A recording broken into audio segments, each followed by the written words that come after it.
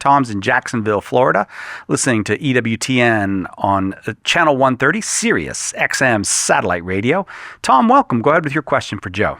All right, I appreciate it. The good nuns all the way through school for me told me that when war is justified, the taking of human life is justified as well. I'm having a little trouble with what about innocent civilians that we know are going to die, who are non-combatants and maybe don't even know there's a war going on, and their life gets lost.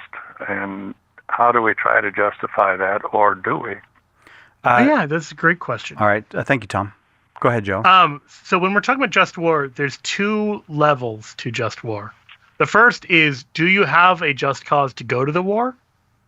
And so the Catechism talks about this in paragraph 2309, where you have to look at several strict requirements.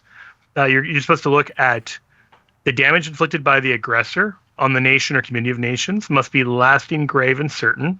So it can't be for a trivial reason. 2, all other means of putting an end to it must have been shown to be impractical or ineffective.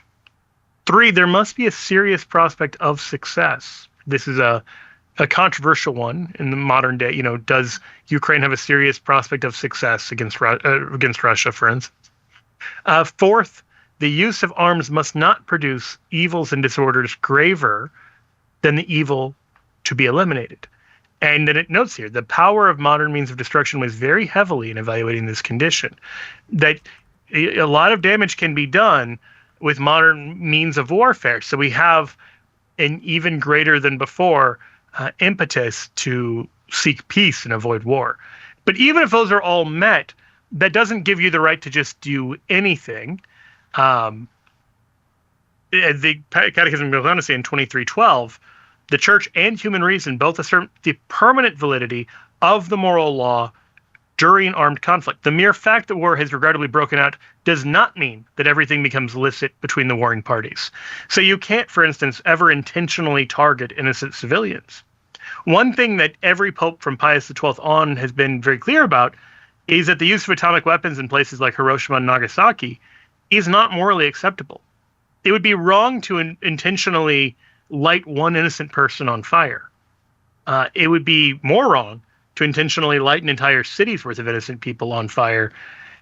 Now, we want to caveat this and say there are times where you're pursuing a legitimate military end and you foresee but do not intend civilian deaths. So, you go to bomb a military base, but it's in the heart of a city, so you know that bombing this military base, some people are likely to die who are innocent civilians. You're not trying to kill them. That's a side effect. It's, when the military uses the term collateral damage, the church uses the language of side effect, meaning it's not an intended effect and it's not a means to get to your end. It's a thing that unintentionally is caused by your action. In some cases, someone dying as a side effect is morally permissible. This is true in medicine. You can have an experimental drug that will help a lot of people, even if you know one of the side effects is that it might kill a small number of people. You're not trying to kill them. Say you've got a drug for cancer and it saves 10 people and kills 1. That would be morally permissible. That 1 is a side effect. You're not intending their death, and you're saving 10 people. That's what you're intending to do. And the death of 1 isn't necessary for the saving of the 10. The doctrine is known as double effect. And so we want to be really clear that in war, number 1, it's not an anything goes. And the Catechism is extremely clear about that, and human reason should be clear about that too. Number 2, if you want to know, well, if it's not true that anything goes, what does go? This is where you want to look. Like you want to look to, what am I intending to do? Am I intending to do something evil, or is the death of the innocent an unintentional side effect? Hey, thanks for watching. If you like this Catholic Answer, be sure to like, subscribe, and check out our live streams Monday through Friday, 3 to 5 p.m. Pacific. Or find the episode after on YouTube, your favorite podcast platform, or our Catholic Answers app.